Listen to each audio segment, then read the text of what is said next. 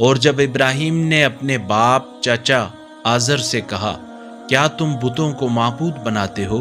میں تمہیں اور تمہاری قوم کو صریح گمراہی میں دیکھ رہا ہوں۔ اور اس طرح ہم ابراہیم کو آسمانوں اور زمین کا نظام حکومت دکھاتے تھے تاکہ وہ اہل یقین میں سے ہو جائیں۔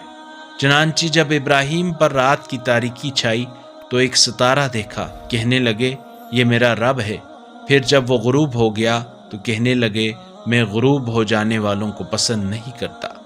پھر جب چمکتا چاند دیکھا تو کہا یہ میرا رب ہے، اور جب چاند چھپ گیا تو بولے اگر میرا رب میری رہنمائی نہ فرماتا تو میں بھی ضرور گمراہوں میں سے ہو جاتا۔